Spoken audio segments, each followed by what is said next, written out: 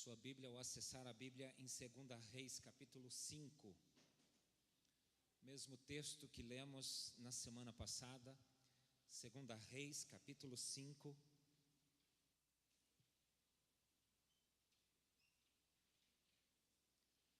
Vou fazer a leitura a partir do verso 1, revista e atualizada a versão.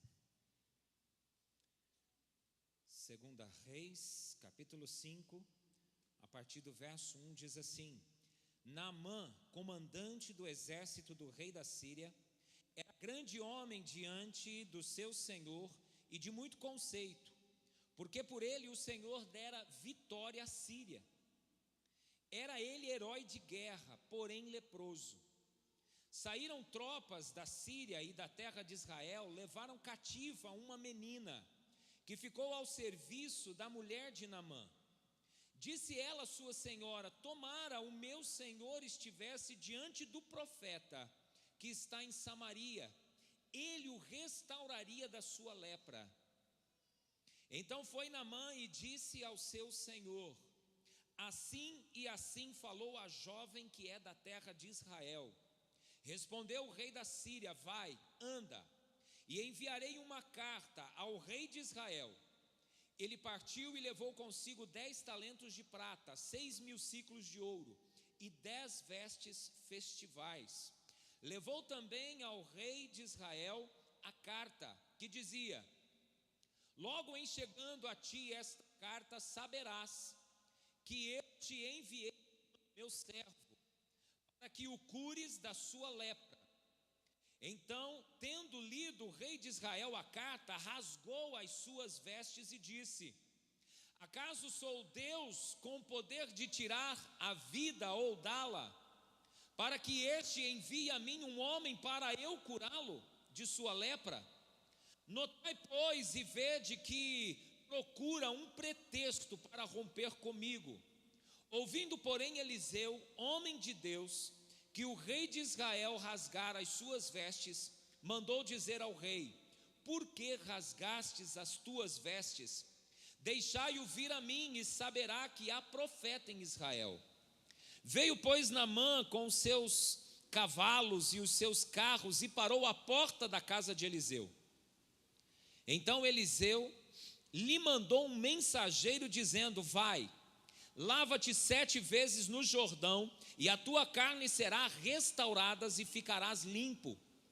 Naamã, porém, muito se indignou, e se foi dizendo: pensava eu que ele sairia ter comigo, por-se-ia de pé, invocaria o nome do Senhor seu Deus, moveria a mão sobre o lugar da lepra e restauraria o leproso.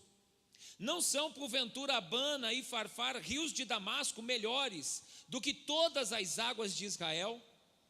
Não poderia eu lavar-me neles e ficar limpo? E voltou-se e se foi com indignação. Então se chegaram a ele os seus oficiais e lhe disseram: meu pai, se te houvesse dito o profeta alguma coisa difícil, acaso não farias? Quanto mais se que já apenas te disse: lava-te e ficarás limpo. Então desceu e mergulhou no Jordão 7 vezes, consoante a palavra do homem de Deus. E a sua carne tornou-se como a carne de uma criança, e ficou limpo. Voltou o homem de Deus, ele e toda a sua comitiva, veio, pôs-se diante dele e disse: eis que agora reconheço que em toda a terra não há Deus senão em Israel.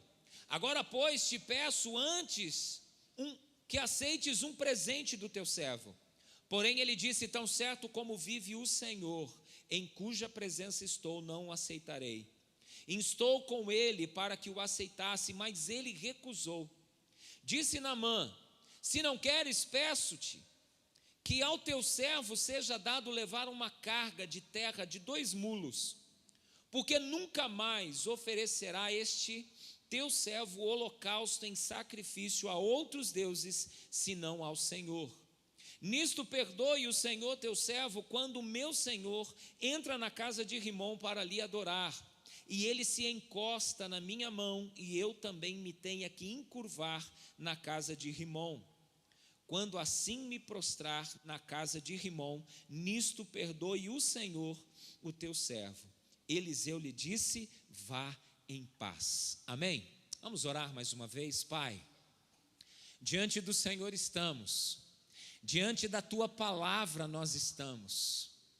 Deus querido, nosso coração acaba de ser exposto à tua palavra, e nós confessamos e cremos e declaramos que a tua palavra, ela é suficiente, que a tua palavra, ela é poderosa por si só, que a tua palavra não precisa de mais nada.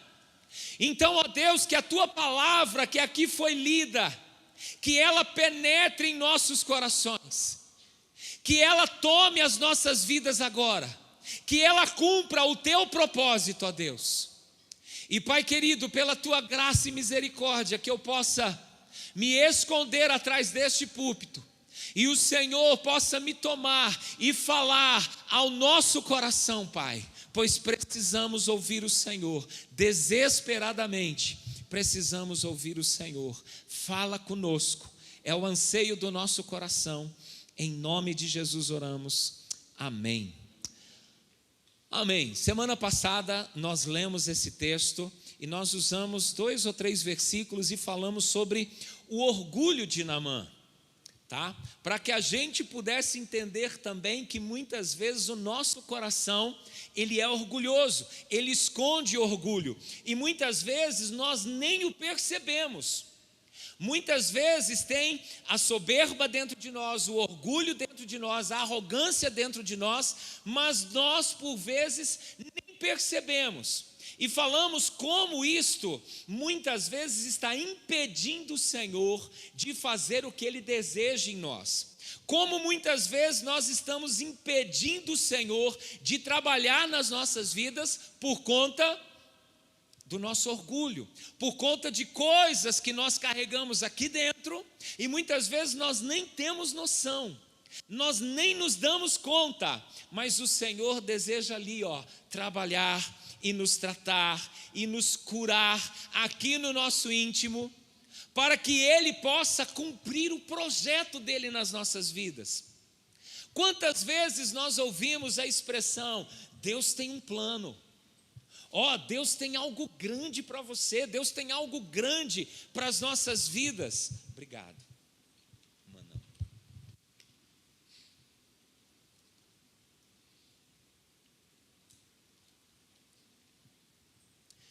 E às vezes talvez a gente fica se perguntando: quando vai ser?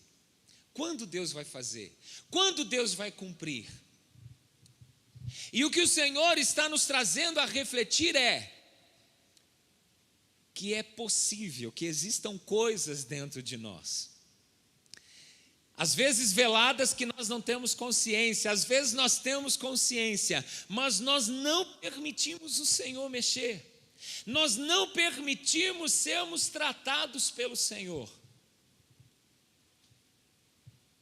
E talvez quanto nós já oramos por avivamento e já pedimos avivamento, e queremos experimentar avivamento, e quem sabe algumas coisas o Senhor não está conseguindo trabalhar dentro de nós, para que Ele promova não só o avivamento, mas tantas outras coisas, tantos projetos dentro de nós.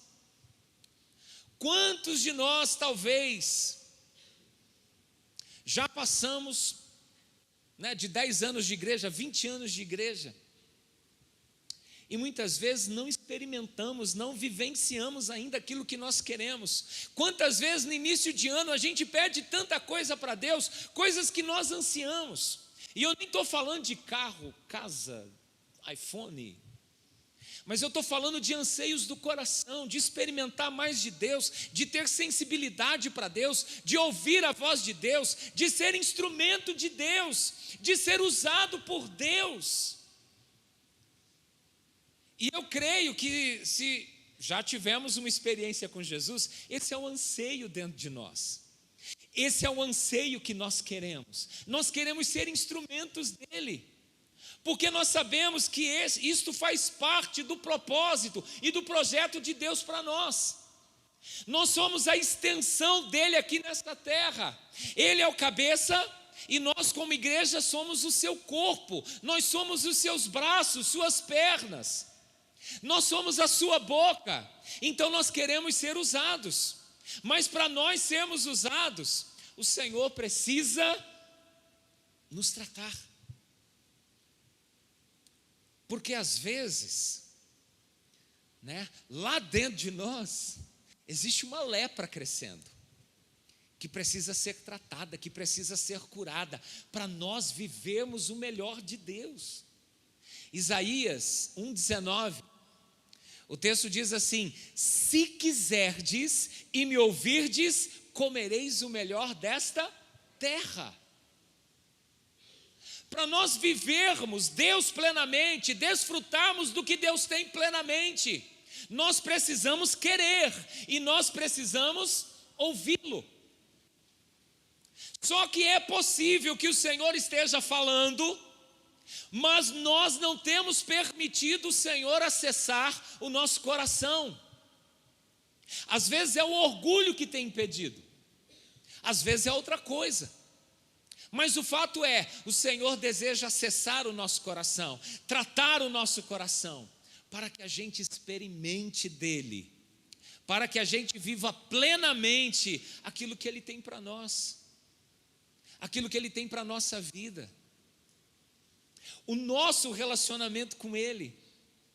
Talvez o relacionamento que você tem com ele hoje está aquém do que ele gostaria de fazer. Mas talvez tenha algumas coisas que tem bloqueado, tem impedido o Senhor de fazer, o Senhor de operar, o Senhor de agir. E fala a verdade, a gente tem facilidade para esquecer algumas coisas. Semana passada a gente falou sobre isso, que às vezes o orgulho pode estar sabotando a nossa vida com Deus, e a gente nem está se dando conta. Porque toda vez que Deus tenta mostrar isso para a gente, o nosso orgulho é maior, a arrogância é maior, a gente não quer dar ouvidos, a gente é mais a gente não quer ser confrontado. Mas o fato é, todos nós temos coisas que o Senhor deseja tratar, que o Senhor deseja colocar a mão dele, porque ele deseja nos sarar.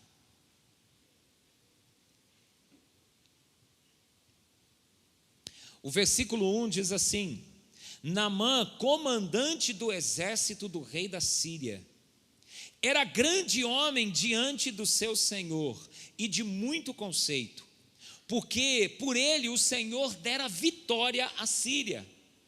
Era ele herói de guerra, porém leproso. Quero mostrar alguns destaques que o texto dá para Naamã. O texto diz que ele era comandante do exército. O texto diz que ele era grande homem diante do rei. O texto diz que ele era de muito conceito. O texto diz que ele era herói de guerra. E lá no final do versículo tem uma vírgula, e nessa versão diz assim: porém, leproso. Ele era muitas coisas, porém, leproso. Era um herói de guerra, era um grande comandante, era alguém bem conceituado, era o braço direito do rei, porém, leproso.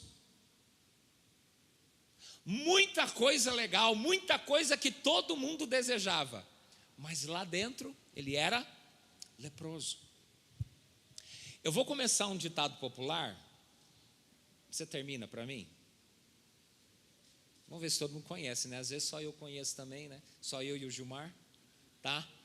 Eu vou falar a primeira parte. Por fora, bela viola. Vocês conhecem, tá? Por fora, bela viola, por dentro, pão bolorento. Esse era Naamã. Quem olhava para Naamã via um grande homem.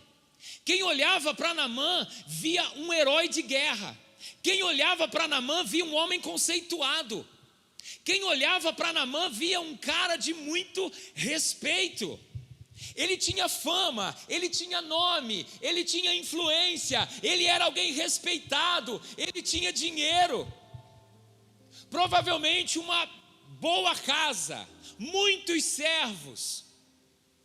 Naamã era aquele cara que a gente olhava e falava: queria ser Naamã, queria ter a coragem de Naamã, queria ser um estrategista como é Naamã, queria ter o favor do rei como Naamã.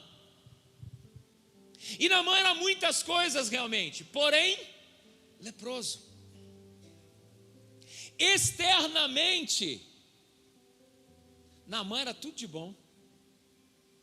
Externamente, Naamã devia ser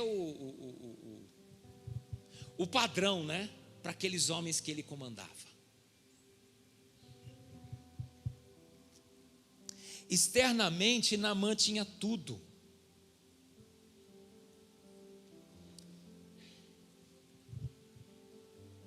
Não é um ditado popular, né? Mas é uma frase também bem conhecida, né? Que as aparências enganam. As aparências enganam. Eu não sei, eu vou conjecturar, tá? Mas eu não acredito que todo mundo sabia da lepra dele. Os de casa, sim. Mas eu não acho que todo mundo sabia. Porque a lepra não era... Primeiro que era uma doença incurável. Era uma doença que ia desfigurando a pessoa. Em Israel, pelo menos, o leproso não podia conviver com outras pessoas, porque era contagioso. Então é muito possível que Naamã escondia de quem ele pudesse a sua lepra. Então é muito possível que muitos olhavam para Naamã e achavam ele o cara, mas desconheciam que lá na intimidade de Naamã, quando Naamã tirava a couraça, quando Naamã deixava a sua armadura, havia um corpo ali que estava sendo desfigurado, por conta da sua doença, por conta da sua enfermidade. E queridos, às vezes nós somos assim. Por fora a gente está uma linda viola, mas por dentro está um pão bolorento. Vou citar algumas pessoas assim conhecidas, tá? Acho que é o Whindersson Nunes. Quem conhece o Whindersson Nunes? Acho que a maioria, né? Que é um influencer, acho que é isso, né? Youtuber, sei lá. Tá? Mas lembra que um tempo atrás ele entrou num quadro de depressão, que ele chegou a desabafar nas redes sociais e chocou muita gente. Por quê?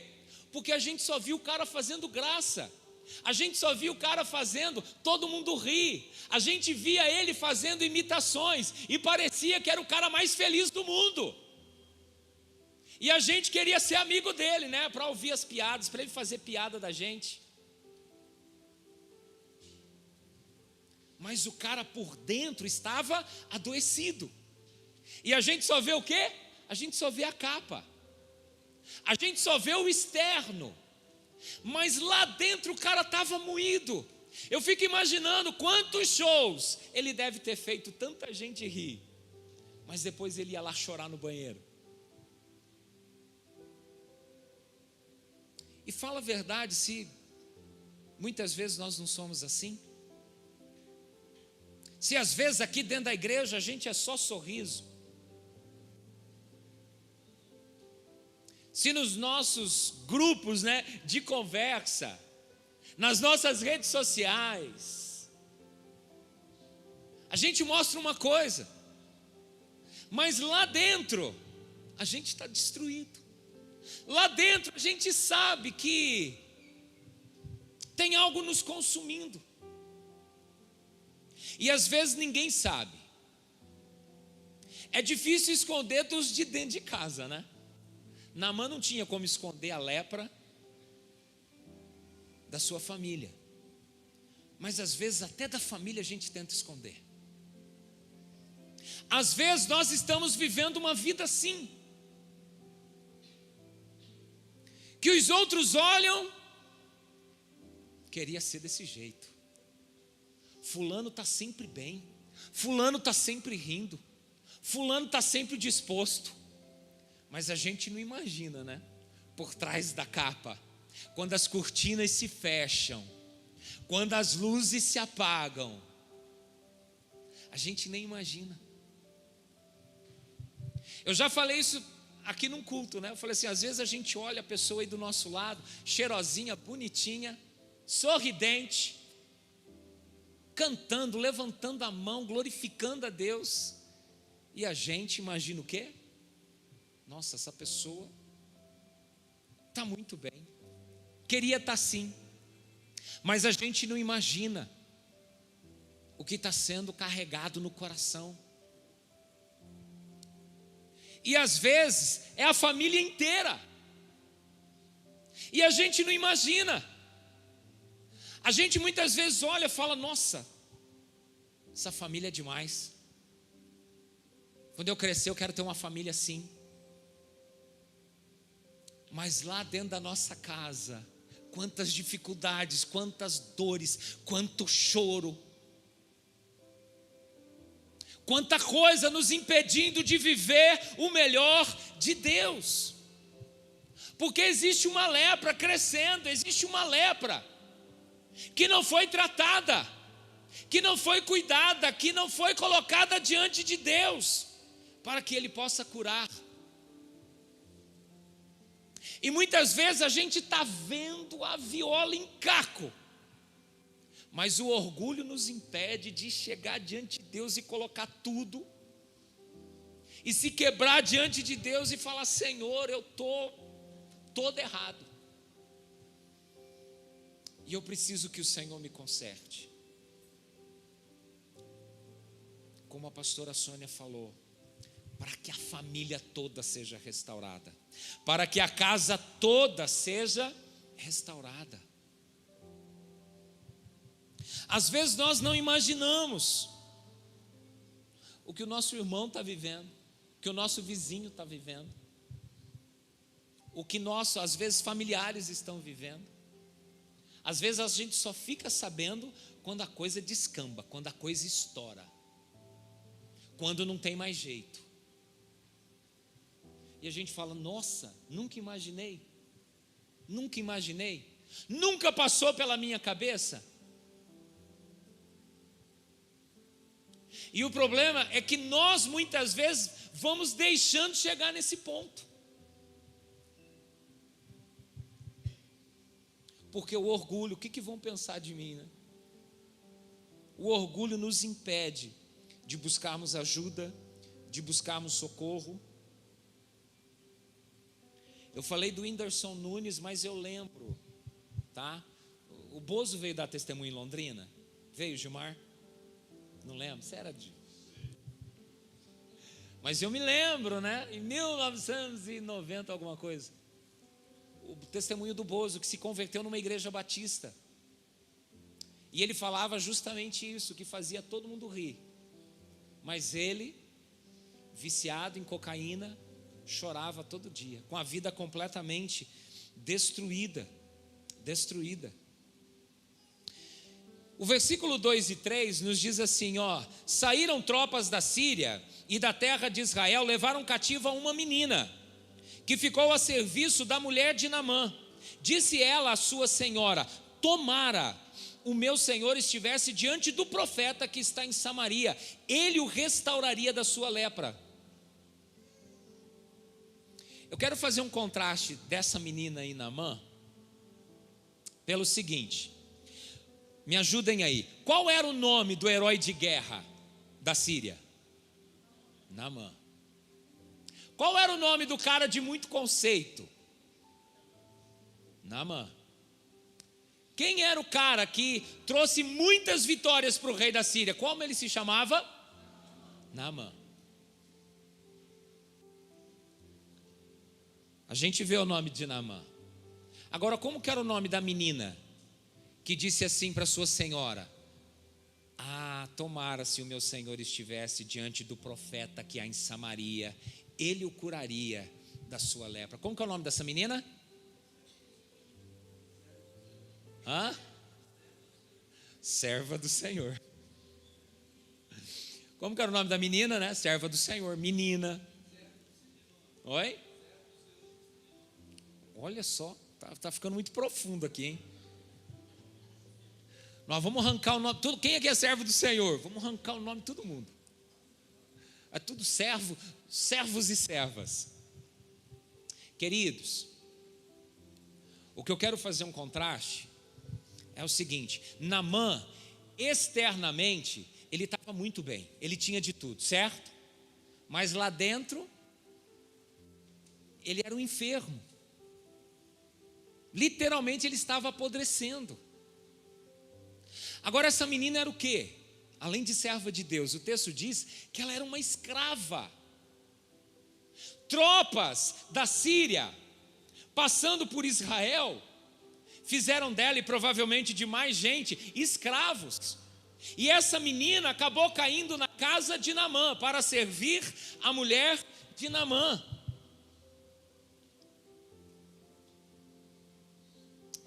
Então a gente entende o quê? Ela foi separada da sua família.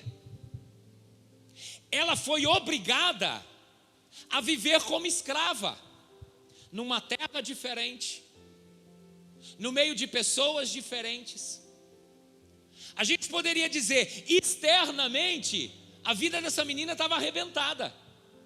Foi tomada da família, foi tirada da sua casa, foi tirada da sua terra. Então externamente a vida dela estava arrebentada, mas internamente ela continuava serva do Senhor, crendo no poder de Deus. Tanto é que ela vê Naamã naquela situação, e se ela aqui dentro também fosse leprosa, na sua alma, ela ia pensar o quê? Que morra, não é o grandão, não é o bambambam,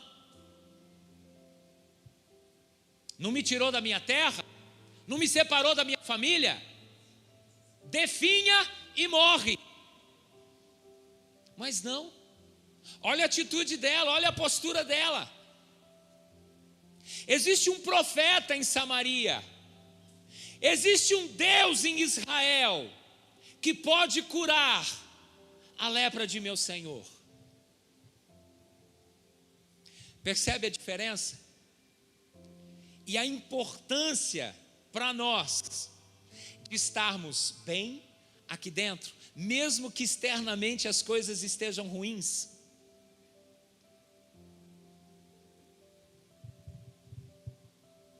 Porque a gente vai lidar melhor com a vida, com as frustrações da vida, com as perdas da vida.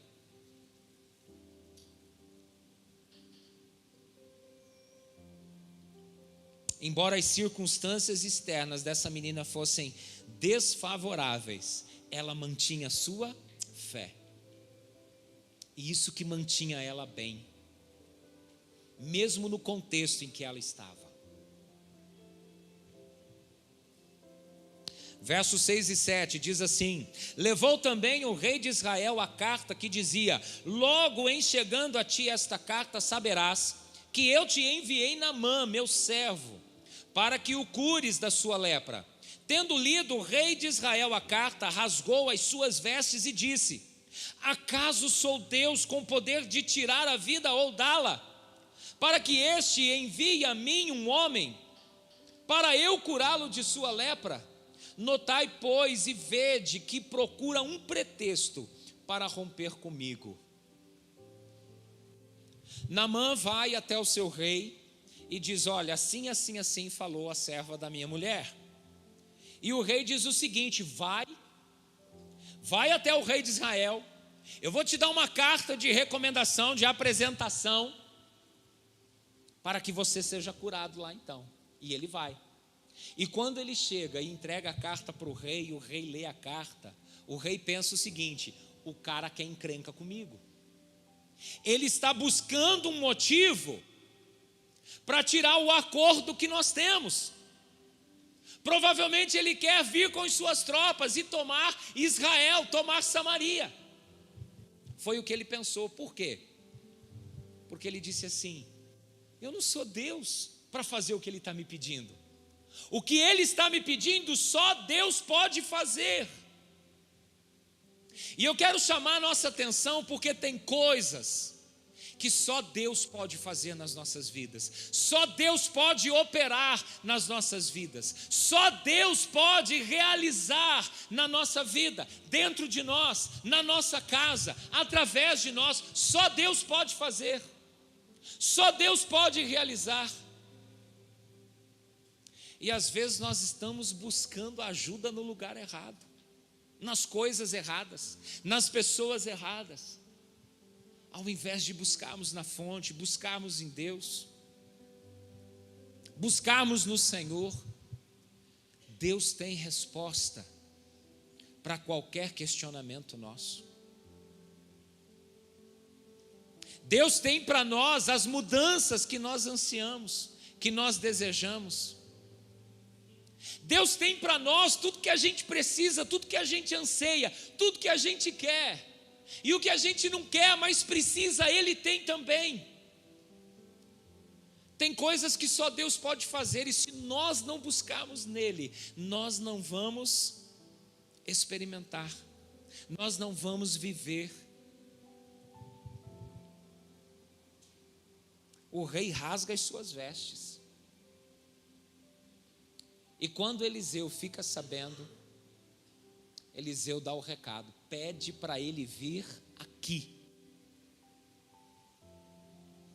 E aí todos saberão que há profeta em Samaria, em Israel, que Deus age em Israel.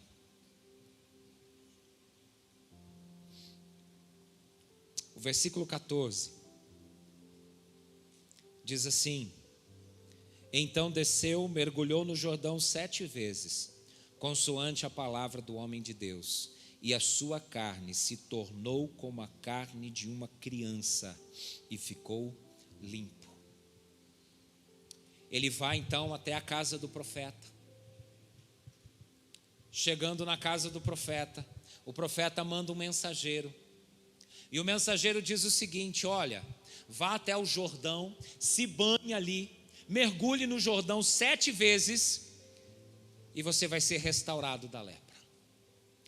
Aí a gente explorou isso semana passada, né? Ele fica indignado, ele sai de lá furioso, porque ele tinha na cabeça dele o que iria acontecer.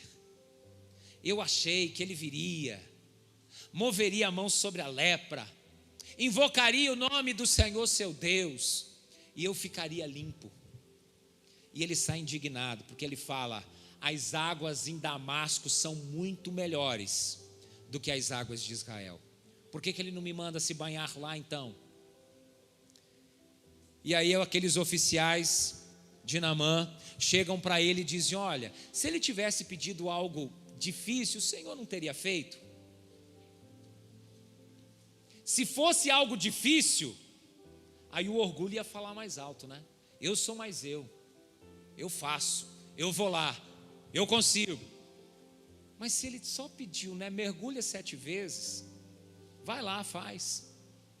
E o texto diz que ele foi, ele mergulhou, e ele ficou com a pele como a de uma criança. Como de uma criança.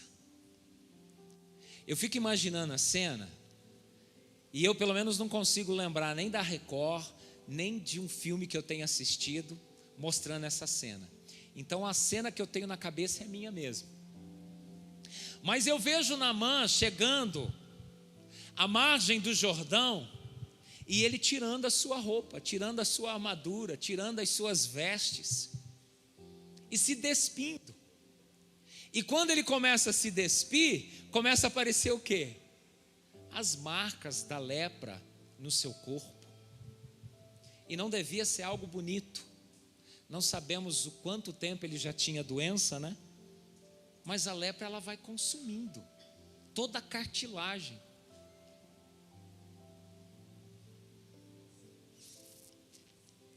E eu fico imaginando ele se despindo, expondo aquelas marcas horríveis e entrando no Jordão.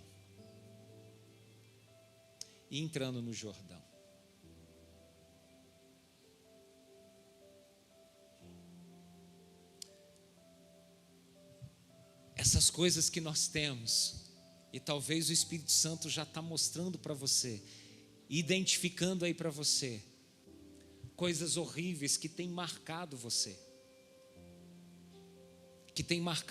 espiritualmente, que tem marcado você na sua alma, que você precisa ser curado, que você precisa ser tratado. Mas você tem dificuldade de expor para Deus, de colocar para Deus. Você tem dificuldade de pedir socorro, de pedir ajuda.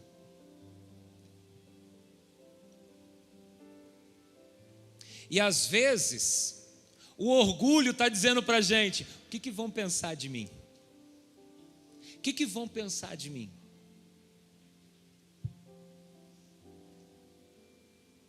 E se eu for falar com o pastor Wagner?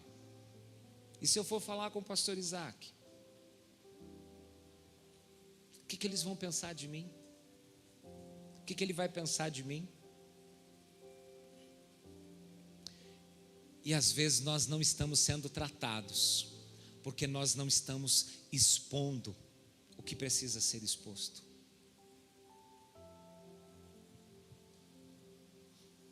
Naamã desceu e mergulhou no Jordão. Para ele mergulhar no Jordão, ele teve que tirar a sua roupa. E para o texto dizer que a sua carne ficou como a de uma criança, né? Ficou limpo. Então as pessoas viram. As pessoas testemunharam aquilo. E às vezes, queridos, nós estamos vivendo de aparência. De aparência. E nós nos acostumamos a viver assim. A gente colocou uma máscara, a gente criou um personagem e a gente vai viver daquele jeito. E Deus não consegue nos tratar, porque a gente não quer expor o personagem. A gente não quer expor a figura que nós criamos. Demorou tanto tempo para eu criar essa imagem minha na cabeça dessas pessoas, eu não posso fazer isso ruir. E aí a gente fica escondendo um monte de coisa. Quantas vezes a sua esposa, a sua mulher, desejou que você buscasse ajuda, buscasse socorro, que você buscasse um pastor, um amigo, alguém, um conselheiro, e dissesse para ele: meu amigo, eu preciso de ajuda, eu preciso de oração, eu preciso confessar umas coisas. Ou você mulher, ou você filho.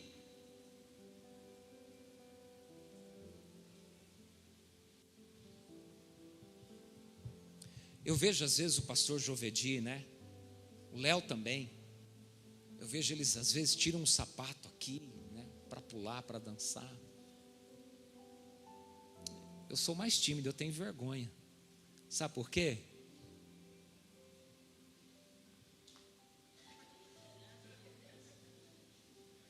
Às vezes a meia está rasgada.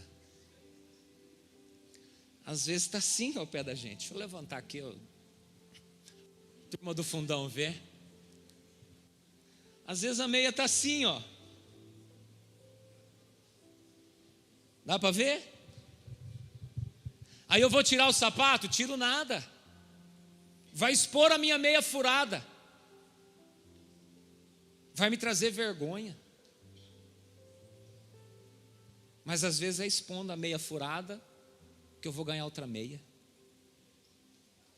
Né? Fica a dica, né? Mas o fato é que às vezes a gente está olhando, né? Vocês estão olhando para mim, eu olho para vocês, e a gente fala: meu Deus, olha que perfeição. Sempre animado, sempre feliz, sempre sorridente, sempre ativo, envolvido com as coisas da igreja. E a gente acha, nossa, quando eu crescer eu quero ser assim.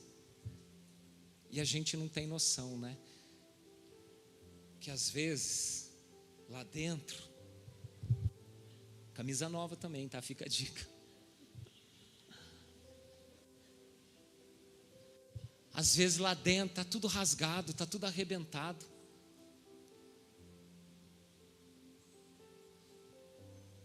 Por fora, bela viola.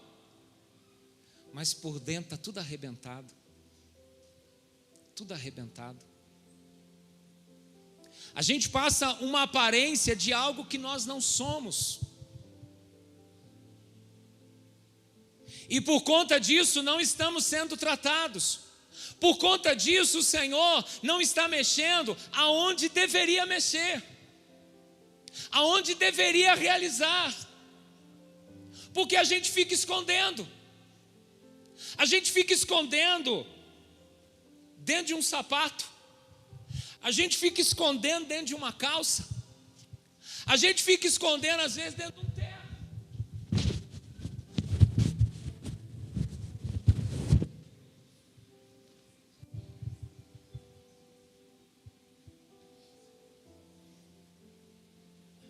Às vezes essa é a nossa condição.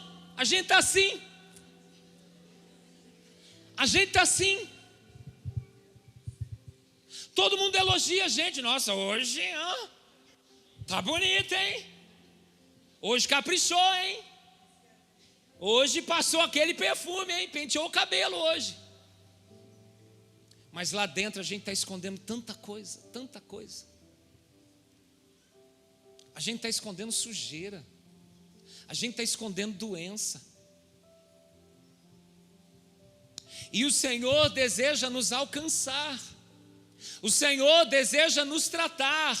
O Senhor deseja colocar roupas novas. Eu quero convidar você a fechar os teus olhos, para a gente orar. Coloca o teu coração diante do Senhor.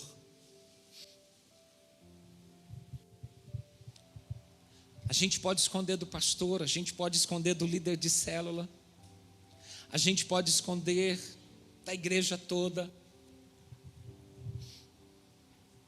mas a gente não esconde do Senhor, Ele sabe.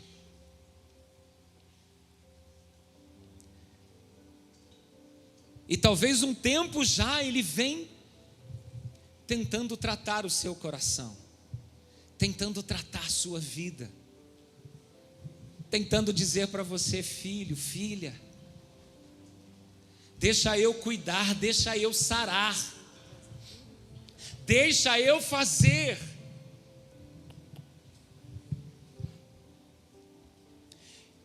E hoje com certeza o Senhor está nos chamando para isso.